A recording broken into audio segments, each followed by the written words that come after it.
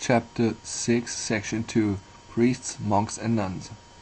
If the head be corrupt, so also must be the body. If the Pope be essentially pagan, what else can be the character of his clergy? If they derive their orders from a radically corrupted source, these orders must partake of the corruption of the source from which they flow. This might be inferred independently of any special evidence, but the evidence in regard to the pagan character of the Pope's clergy is as complete as that in regard to the Pope himself. In whatever light the subject is viewed, this will be very apparent. There is a direct contrast between the character of the ministers of Christ and that of the papal priesthood. When Christ commissioned his servants, it was to feed his sheep, to feed his lambs, and that with the word of God which testifies of himself and contains the words of eternal life. When the Pope ordains his clergy, he takes them bound to prohibit, except in special circumstances, the reading of the word of God in the vulgar tongue, that is, in the language which the people can understand. He gives them indeed a commission, and what is it? It is couched in these astounding words: "Receive the power of sacrificing for the living and the dead." What blasphemy could be worse than this? What more derogatory to the one sacrifice of Christ, wherewith he hath perfected us? This is the real distinguishing function of the popish priesthood. At the remembrance that this power in these very words had been conferred on him when ordained to the priesthood, Luther used in after years with a shudder to express his astonishment that the earth had not opened its mouth and swallowed up both him who uttered these words and him to whom they were addressed. The sacrifice which the papal priesthood are empowered to offer as a true propitiatory sacrifice for the sins of the living and the dead is just the unbloody sacrifice of the Mass, which was offered up in Babylon long before it was ever heard of in Rome. Now while Semiramis, the real original of the Chaldean Queen of Heaven, to whom the unbloody sacrifice of the Mass was first offered, was in her own person, as we have already seen, the very paragon of impurity, she at the same time affected the greatest favor for that kind of sanctity which looks down with contempt on God's holy ordinance of marriage. The mysteries over which she presided were scenes of the rankest pollution, and yet the higher orders of the priesthood were bound to a life of celibacy as a life of peculiar and preeminent holiness. Strange though it may seem, yet the voice of antiquity assigns to that abandoned queen the invention of clerical celibacy, and that in the most stringent form. In some countries, as in Egypt, human nature asserted its rights, and though the general system of Babylon was retained, the yoke of celibacy was abolished, and the priesthood were permitted to marry. But every scholar knows that when the worship of Cybele, the Babylonian goddess, was introduced into pagan Rome, it was introduced in its primitive form, with its celibate clergy. When the Pope appropriated to himself so much that was peculiar to the worship of that goddess from the very same source, also he introduced into the priesthood under his authority the binding obligation of celibacy. The introduction of such a principle into the Christian Church had been distinctly predicted as one great mark of the apostasy, when men should depart from the faith, speaking lies and hypocrisy, having their conscience seared with a hot iron, should forbid to marry. The effects of its introduction were most disastrous. The records of all nations where priestly celibacy has been introduced have proved that instead of ministering to the purity of those condemned to it, it has only plunged them in the deepest pollution. The history of Tibet, China, Japan, where the Babylonian institute of priestly celibacy has prevailed from time immemorial, bears testimony to the abominations that have flowed from it. The excesses committed by the celibate priests of Bacchus in pagan Rome in their secret mysteries were such that the Senate felt called upon to expel them from the bounds of the Roman Republic. In papal Rome the same abominations have flowed from priestly celibacy, in connection with the corrupt and corrupting system of the confessional, insomuch that all men who have examined the subject have been compelled to admire the amazing significance of the name divinely bestowed on it, both in a literal and figurative sense, Babylon the Great, mother of harlots and abominations of the earth. Out of 1,000 facts of a similar kind, let one only be adduced, adduced, vouched for by the distinguished Roman Catholic historian De Tou. When Pope Paul V meditated the suppression of the licensed brothels in the Holy City, the Roman Senate petitioned against his carrying his design into effect on the ground that the existence of such places was the only means of hindering the priests from seducing their wives and daughters. Thus celibate priests have all a certain mark set upon them at their ordination, and that is the clerical tonsure. The tonsure is the first part of the ceremony of ordination, and it is held to be a most important element in connection with the orders of the Romish clergy. When after long contendings the Picts were at last brought to submit to the Bishop of Rome, the acceptance of this tonsure as the tonsure of St. Peter on the part of the clergy was the visible symbol of that submission. Naitan, the Pictish king, having assembled the nobles of his court and the pastor of his church, thus addressed them: "I recommend all the clergy of my kingdom to receive the tonsure." Then without delay, as Bede informs us, this important revolution was accomplished by royal authority. He sent agents into every province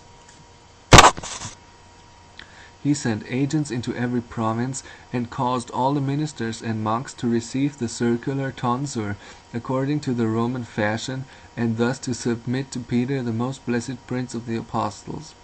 It was the mark, says Merli d'Auvigne, that popes stamped not on the forehead but on the crown. A royal proclamation and a few clip of the scissors placed the Scotch like a flock of sheep beneath the crook of the shepherd of the Tiber. Now as Rome set so much importance on this tonsure, let it be asked what was the meaning of it. It was the visible inauguration of those who submitted to it as the priests of Bacchus. This tonsure cannot have the slightest pretence to Christian authority. It was indeed the tonsure of Peter, but not of the Peter of Galilee, but of the Chaldean Peter of the mysteries. He was a tonsured priest, for so was the God whose mysteries he revealed. Centuries before the Christian era, thus spoke Herodotus of the Babylonian tonsure: "The Arabians acknowledge no other gods than Bacchus and Urania," meaning the Queen of Heaven, "and they say that their hair was cut in the same manner as Bacchus is cut. Now they cut it in a circular form, shaving it around the temples." What then could have led to this tonsure of Bacchus? Everything in his history was mystically or hieroglyphically represented, and that in such a way as none but the initiated could understand. One of the things that occupied the most important place in the mysteries was the mutilation to which he was subjected when he was put to death. In memory of that, he was lamented with bitter weeping every year as Rosh Geza, the mutilated prince.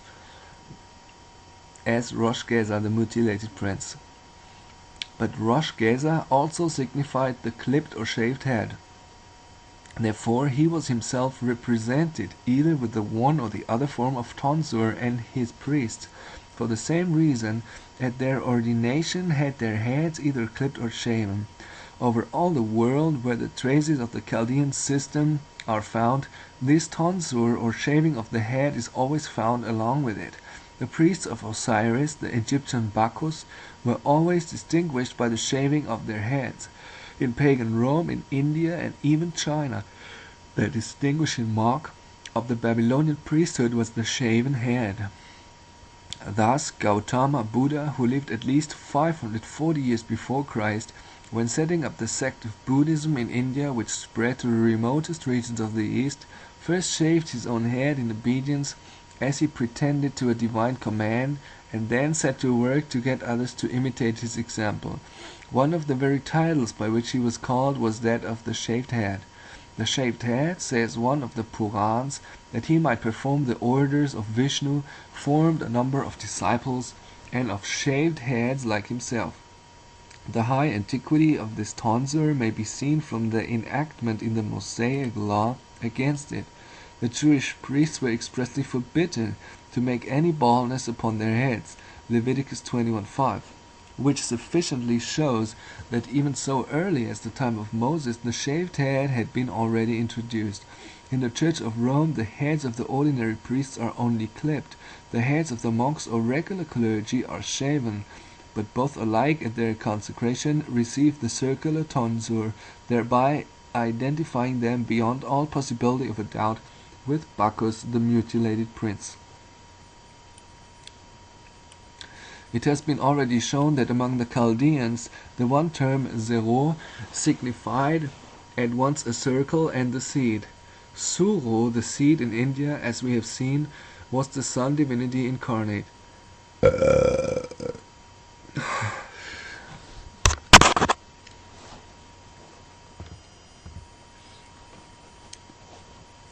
When that seed was represented in human form, to identify him with the sun, he was represented with a circle, the well-known emblem of the sun's annual course on some part of his person.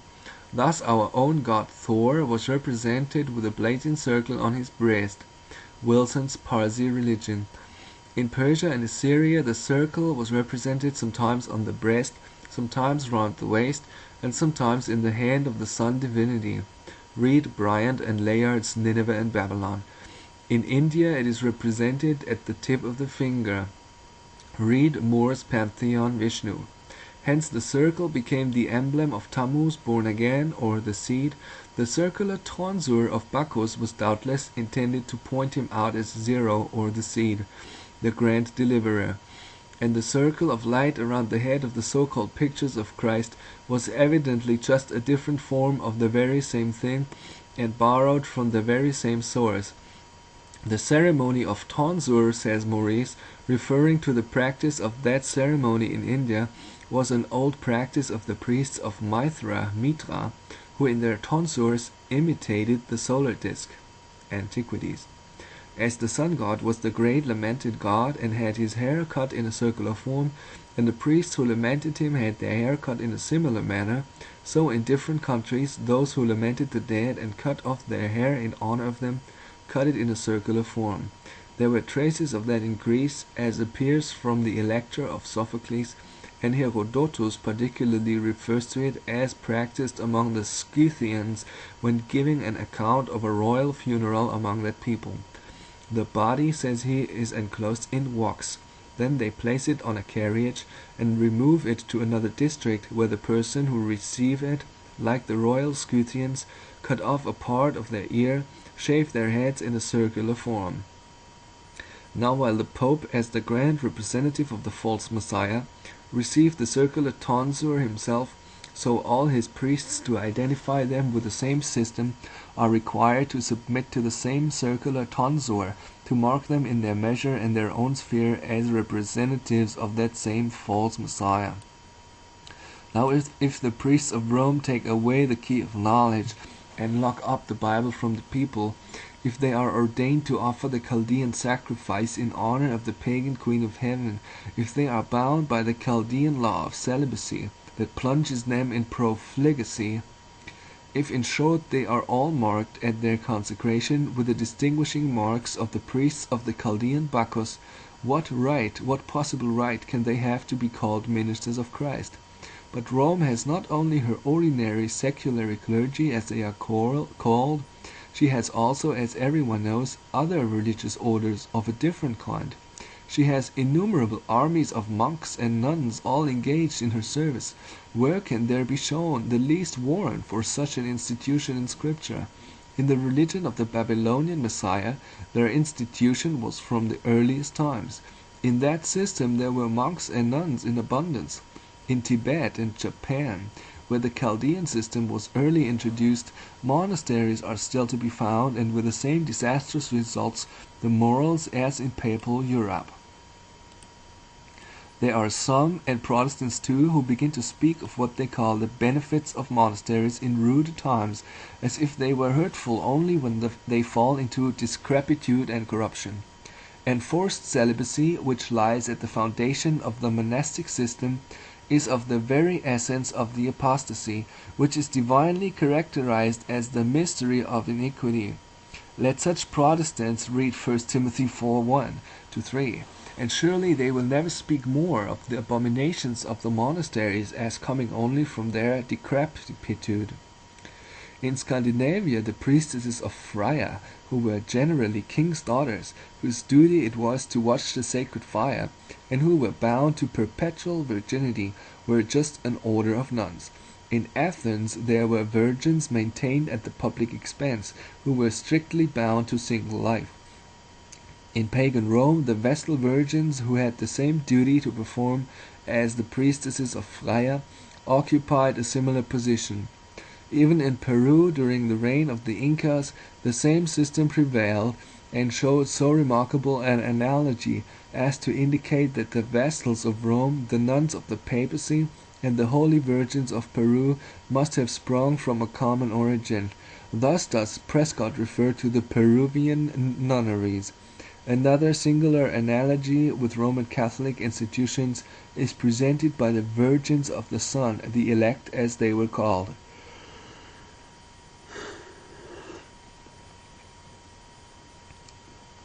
These were young maidens dedicated to the service of the deity, who at a tender age were taken from their homes and introduced into convents, where they were placed under the care of certain elderly matrons, mamaconas, who had grown grey within their walls. It was their duty to watch over the sacred fire obtained at the festival of Raimi. From the moment they entered the establishment, they were cut off from all communication with the world, even with their own family and friends. Woe to the unhappy maiden who was detected in an intrigue. By the stern law of the Incas she was to be buried alive. Mamacona, mother, priestess, is almost pure Hebrew. Ima, mutter, mother, and Kohen is priest, being derived from Am and Kohn, only with feminine termination. Our own Mama, as well as that of Peru, is just the Hebrew Am reduplicated. It is singular that the usual style and title of the lady abbess in Ireland is the Reverend Mother. The term nun itself is a Chaldean word. Ninus, the son in Chaldee, is either nin or non. Now the feminine of non, a son, like Yehoshua ben Nun, is nonna, a daughter, which is just the popish canonical name for a nun, and nonnus, in like manner, was in early times the designation for a monk in the East. This was precisely the fate of the Roman Vestal, who was proved to have violated her vow. Neither in Peru, however, nor in pagan Rome was the obligation to virginity so stringent as in the papacy. It was not perpetual, and therefore not so exceedingly demoralizing. After a time the nuns might be delivered from their confinement and marry, from all hopes of which they are absolutely cut off in the Church of Rome. In all these cases, however, it is plain that the principle on which these institutions were founded was originally the same. One is astonished, adds Prescott, to find so close a resemblance between the institutions of the American Indian, the ancient Roman, and the modern Catholic. Prescott finds it difficult to account for this resemblance, but the one little sentence from the prophet Jeremiah, which was quoted at the commencement of this inquiry, accounts for it completely. Babylon hath been a golden cup in the Lord's hand, that hath made all the earth drunken. Jeremiah 51:7. This is the Rosetta Stone that has helped already to bring to light so much of the secret iniquity of the papacy, and that is destined still further to decipher the dark mysteries of every system of heathen mythology that either has been or that is. The statement of this text can be proved to be a literal fact. It can be proved that the idolatry of the whole earth is one, that the sacred language of all nations is radically Chaldean, that the great gods of every country and clime are called by Babylonian names, and that all the paganisms of the human race are only a wicked and deliberate, but yet most instructive corruption of the primeval gospel first preached in Eden, and through Noah afterwards conveyed to all mankind. The system first concocted in Babylon, and thence conveyed to the ends of the earth, has been modified and diluted in different ages and countries. In papal Rome only is it now found nearly pure and entire, but yet, amid all the seeming variety of heathenism, there is an astonishing oneness and identity bearing testimony to the truth of God's word. The overthrow of all idolatry cannot now be distanced. But before the idols of the heathens shall be finally cast to the moles and to the bats, I am persuaded that they will be made to fall down and worship the Lord the King, to bear testimony to his glorious truth, and with one loud and united acclaim ascribe salvation, glory, and honor, power unto him that sitteth upon the throne, and to the Lamb forever and ever.